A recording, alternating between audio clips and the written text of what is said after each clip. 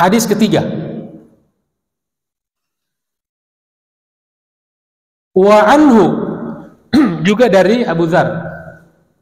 Qala, beliau berkata, qala Nabi sallallahu alaihi wasallam, bersabda Nabi sallallahu alaihi wasallam, uridat alayya a'malu ummati,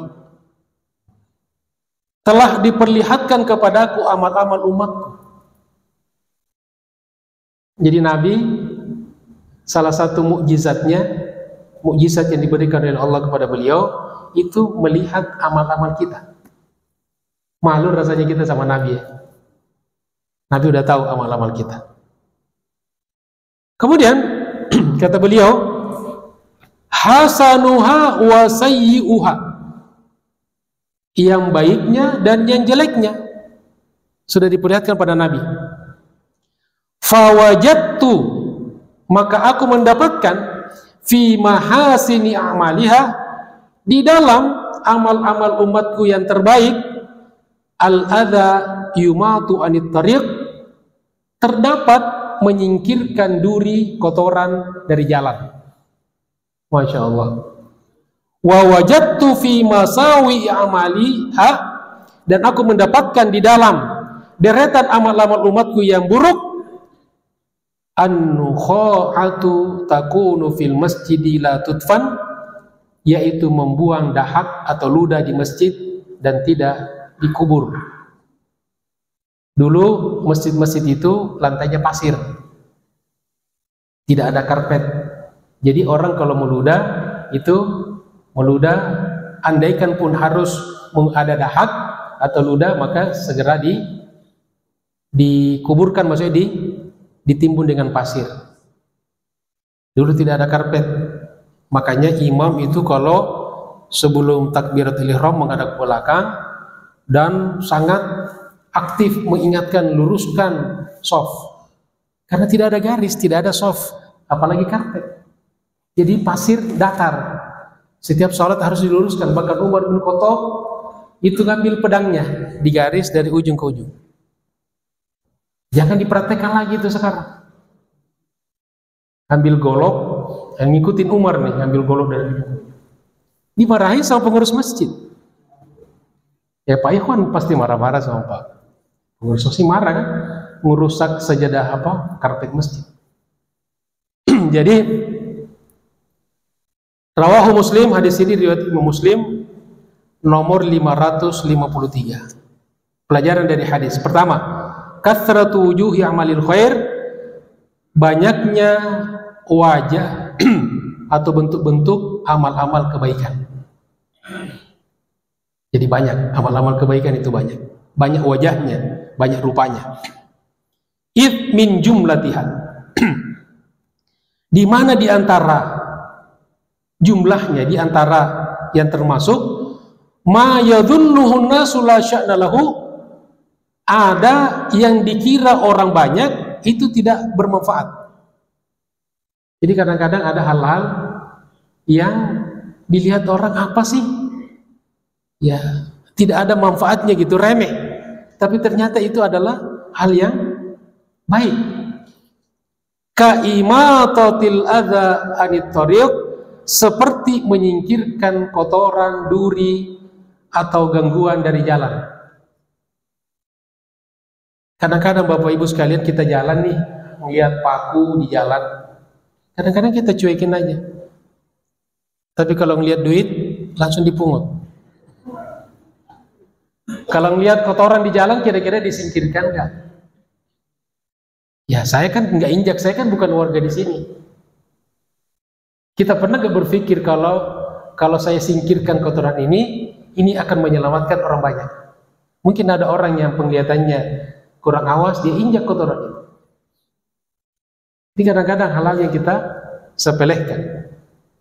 Wan nukha'ati minal masjidi, dan menyingkirkan kotoran-kotoran seperti ludah, dahak dari masjid, atau kotoran apapun, bekas-bekas makan.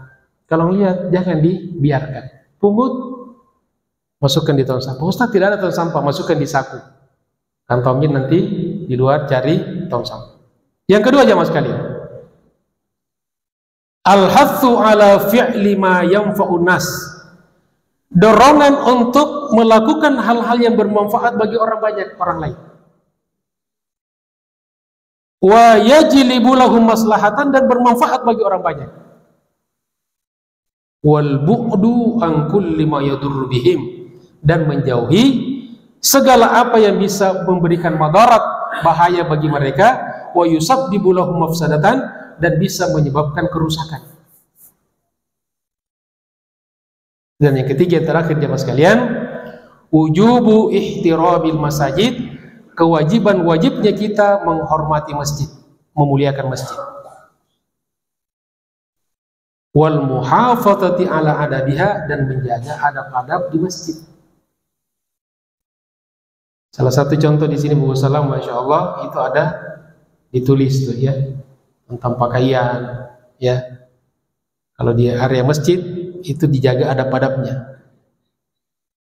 Di masjid tidak boleh berisik, ya, menjaga aurat, menjaga kata-kata dan sebagainya. Wa adami fi'li ma la yaliqu biha fiha, dan menjauhi perbuatan-perbuatan yang tidak layak di dalamnya. Kal bauli, seperti kencing.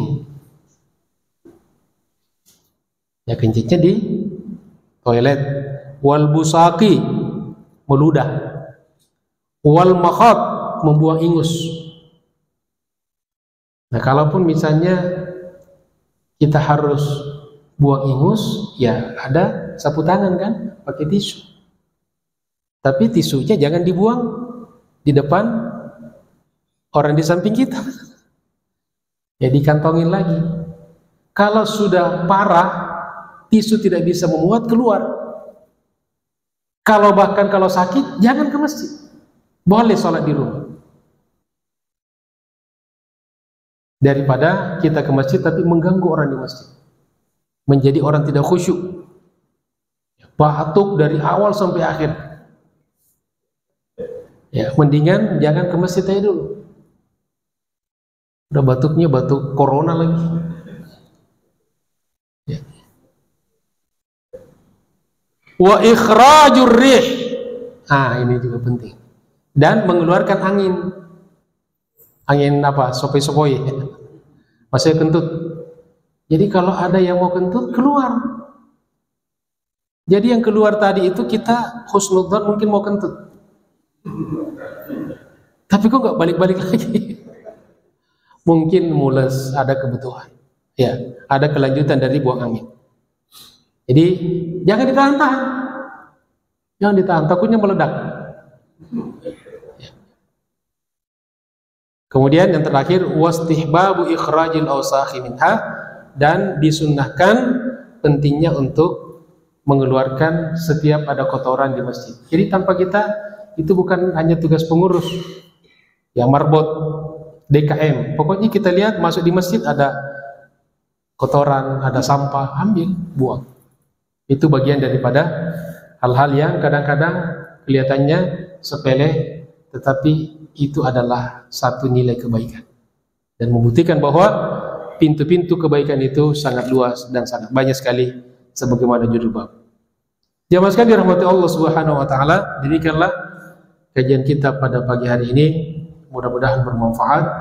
Terima kasih atas segala perhatiannya, mohon maaf atas segala kekurangannya. Sebelum ditutup, ada yang mau bertanya? Silakan Pak.